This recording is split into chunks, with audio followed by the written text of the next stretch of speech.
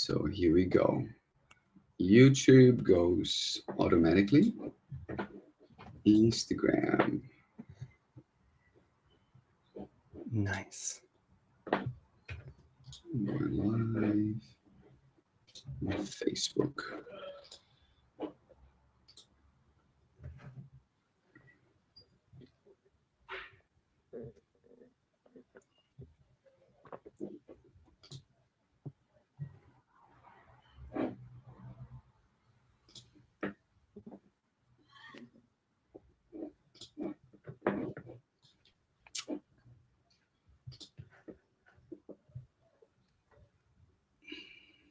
Okay, and we We're are live. on, but it's not 6 p.m. yet. But anyway, We are early.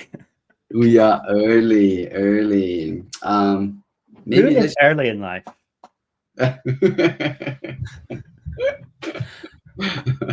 April Fools. All right, so let's get started with this live session. So Awesome. welcome. If you're watching this, my name is Pedro Avila. I am your physical health coach. And right next to me. Daryl Gove, your emotional health coach. And in today's chat session, we want to answer a very asked question online, which is, how do I manage my lower back pain while juggling a busy work and family life as a woman over 40? So I want to speak from a physical perspective, and Daryl will speak from an emotional perspective. And at the end of this, he's got a little surprise for you, a little bit of an exercise that will help you. All right, do you want to say something? Shall we get started? Yeah, I would just say that what we're going to help you with the learning how to manage back pain while juggling a busy work and family life as a woman over 40. Obviously, it's not from our experience as a woman over 40, but these techniques will apply either way. You're not 40 yet, Pedro, are you? Are you 40? No, 30, No. 35. I'm sailing towards 50. But just a disclaimer, most of my clients over my 10 years of experience has been women over 40 with back pain. And that's why I'm here. All right. So now this is for you. If you're a woman over 40, juggling work, family, and everything in between, chances are your lower back has started to talk to you, and not in a friendly way. I know you're constantly on the go, often putting yourself last, and the tension just builds up. The truth is, lower back pain is in this stage of life isn't just about wear and tear. It's about how we move, how we rest, how we lift, and recover in the middle of a busy day, because life only gets busier. Yeah. So let's break this down into 4 simple, realistic strategies that you can start using right away, even if you have a packed schedule. So let's start with number 1. Keep moving, even in small doses. Now, I know that if you are experiencing lower back pain, you are scared to move because you don't want to aggravate it. Yeah, but it's not like if you want to run a marathon, you run a full marathon tomorrow. You start slow. Yeah. So small and consistent movement targeting your lower back will help you a lot. Okay. So you don't need an hour at the gym to take care of your back. In fact, 5 to 10 minutes of intentional movement a few times a day can make a big difference. Like, you're working and then you can pause for 5 minutes and then you can do cat and cows. Yeah, you can do pelvic tilts, which is basically just moving your hips back and forth. You can lie down and then you can do a knee to chest, bringing, pulling, hugging your knee. This will relieve some tension and strengthen the supporting muscles around your lower back. Even a short walk or pacing during phone calls can help. Motion keeps your back from stiffing up. Why? Because you bring blood and nutrient and oxygen to the area, and that helps with the recovery. Okay, so movement is the best medicine. Okay, second, upgrade your posture without slowing down. So whether you are working or running errands, how you move and how you sit matters. Often enough, we get into that flow and we just work for 3, 4, 5 hours without thinking or being aware of how our bodies are. So if you are this kind of person, maybe try to get a lumbar support or a small cushion behind your back when seated. Make sure screens are at eye level. So if you're always looking down like this on your computer, you're likely to hunch your back. So raise your computer, make sure you can actually see the screen straight away so you can keep your back upright. Okay. And also avoid slouching over. Yeah, slouch over on your phone.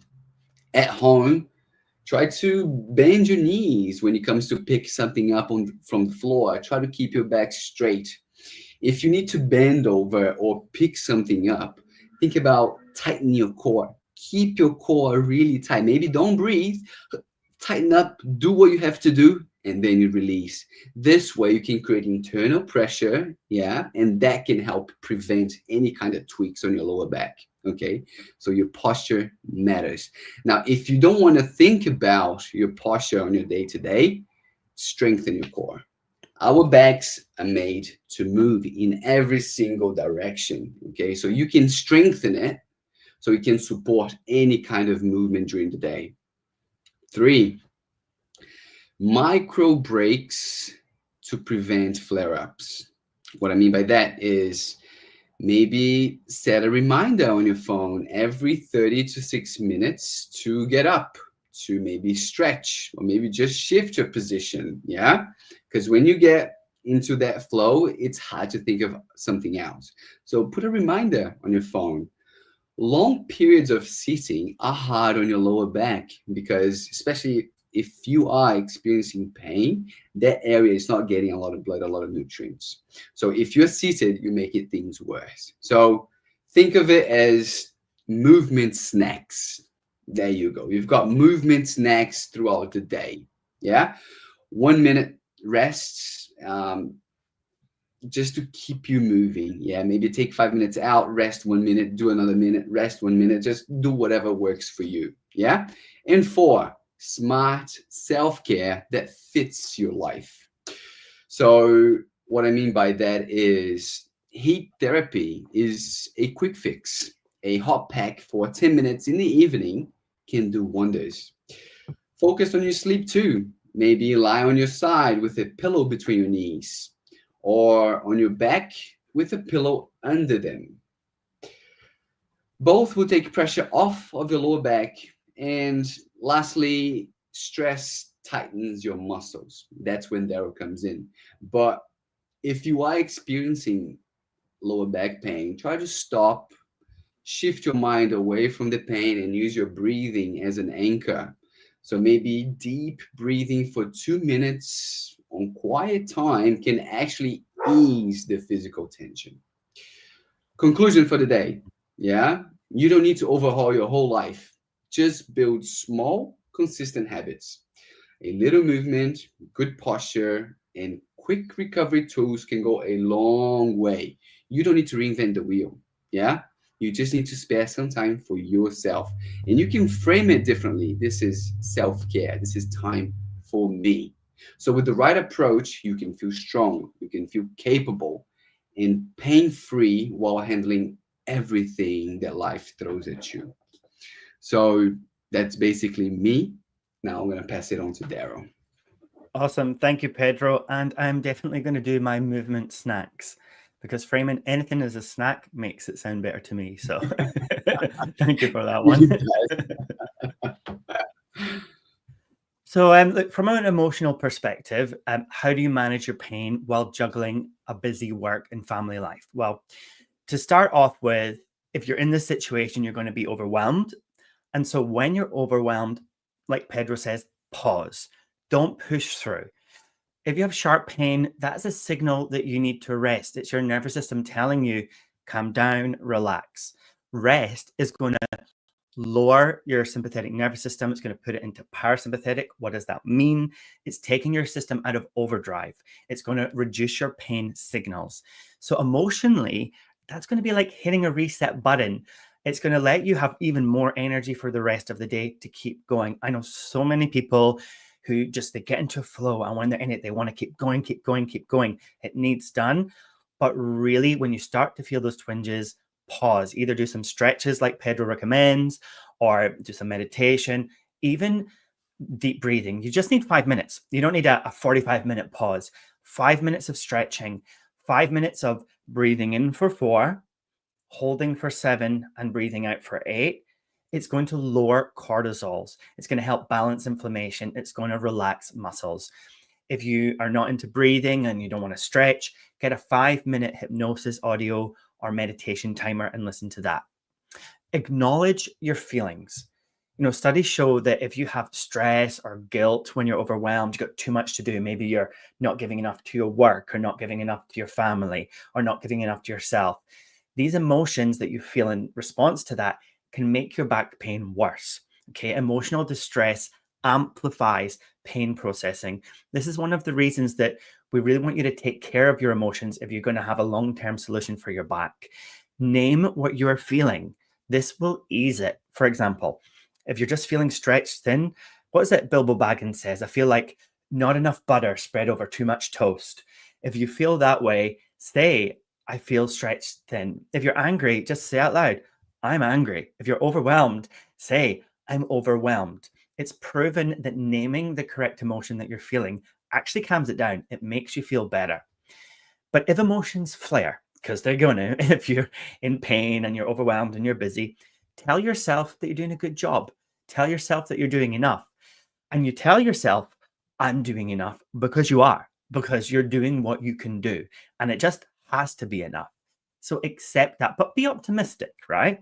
Be optimistic that you can do things in a new way, because optimism helps rewire your brain to different ways of being.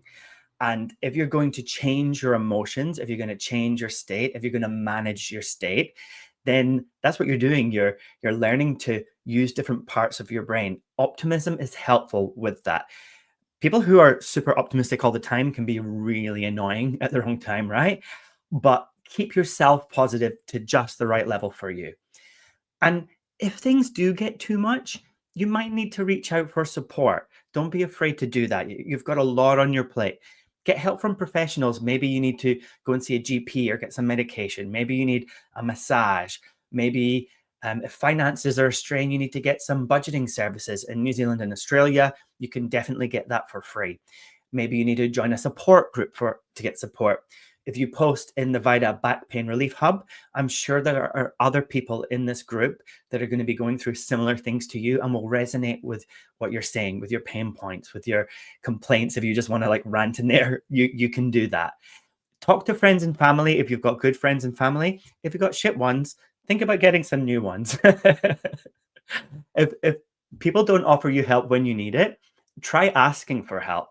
A lot of us, we just try and do everything on our own. Maybe you need help, and maybe one of your friends is waiting for you to ask them for help, and they would love to give that to you. So give that a go. Now, to manage back pain while juggling a busy work life and a busy family life, this might go without saying, but you need to get rid of as much pain as you possibly can safely. So use the Vita method to reduce or eliminate it long term. It has everything that you need. It's got journaling exercises, it's got movement exercises, stretching, self-care, hypnosis, meditation, emotional processing, everything you need to understand, reduce, or even eliminate back pain. But whatever works for you works, right? So if you want to balance it, just do what works to get rid of the pain safely. On the flip side of the coin, you just have to reduce stressful commitments where you can. Excess stress, it's going to make your back pain worse. Excess stress spikes cortisol. Cortisol long term is going to cause inflammation, heightened pain perception. It's going to cause tense muscles. So make a list of all your commitments: work, family, household. divide this list into commitments that reduce stress and commitments that cause stress. Is it a joy to do it? Reduces stress. Do I hate doing it and I think about it and I worry about doing it? Causes stress. For things that cause stress, is there anything you can do to delegate it out, to give some of it to your kids or other people at work? Can you get help to do it? Can you pay someone to do it? And if you can't, can you automate it? Can you create systems like making your meals in bulk on the weekend to keep you going through the week? What can you do to make the things you have to do easier?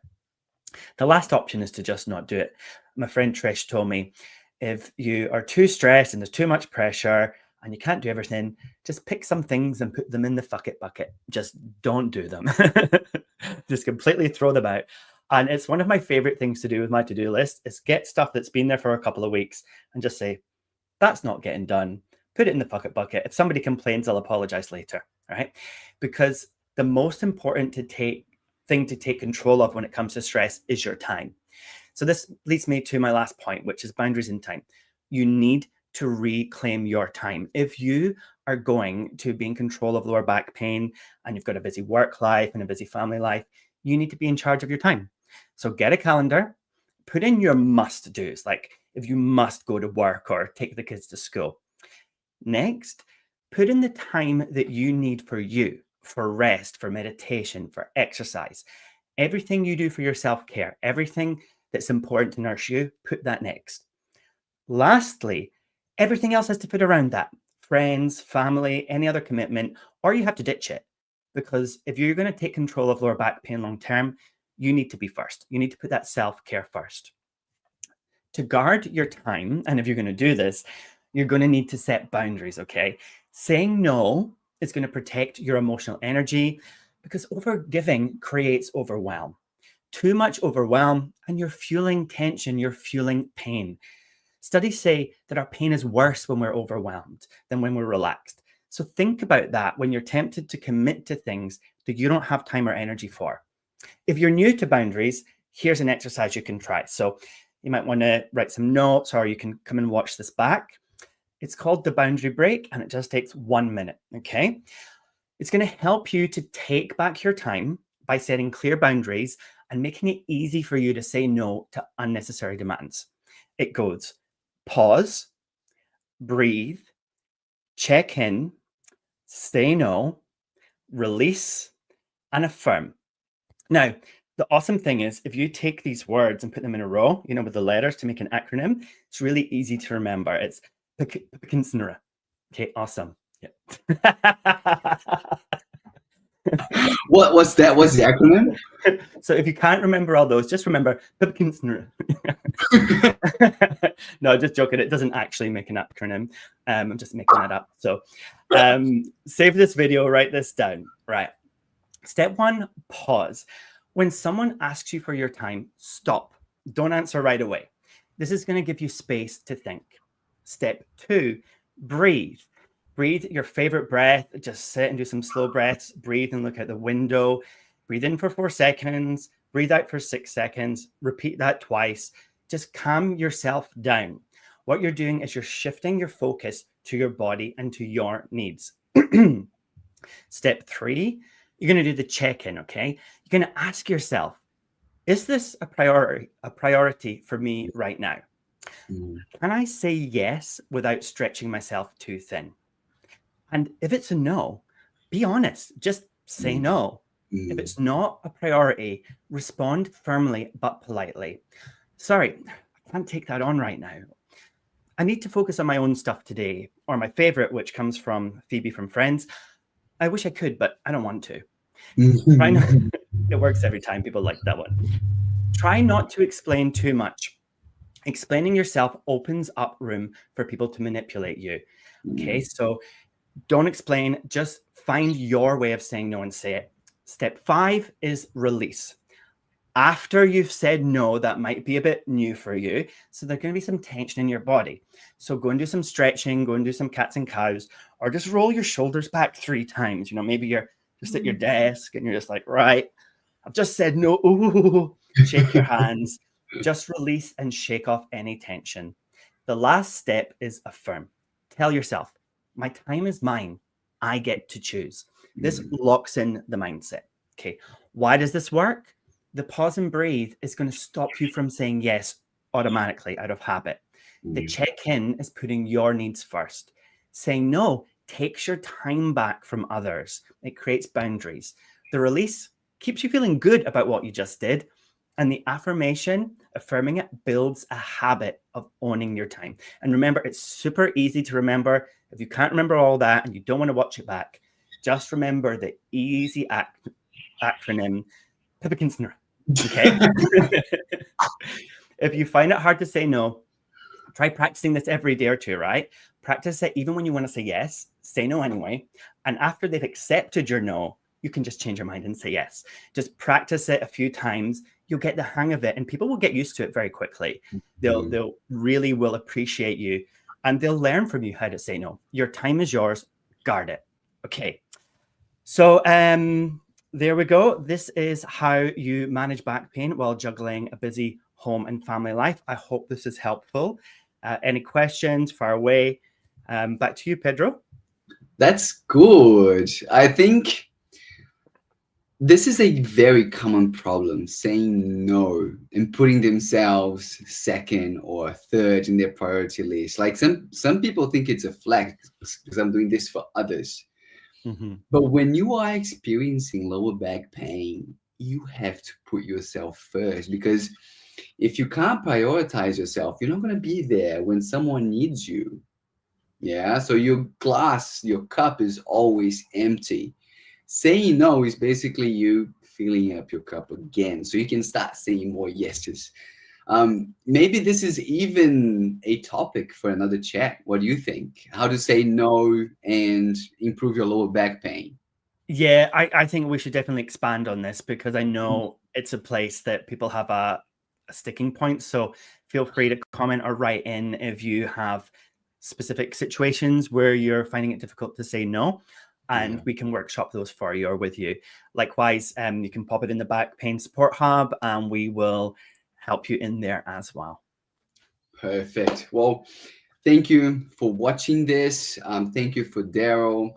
If you don't know how to move forward or how to deal with your back pain, that's why we're here. Yeah, we want to educate you, give you as much knowledge as we can so you can make better informed decisions. If you don't know where to start, you can click on the link in the comments. Um, and join our back pain mastery, where we coach you through physical and emotional health exercises. You can join the Relief Hub, our community, where you can get in touch with us every day of the week. We are here to support you, but you have to want to change. It requires work. It's not easy, but only you can do it. You're awesome. Thank you for joining. You're awesome. All right. I'll see you Right. guys later. Have a Take good week. week and bye bye.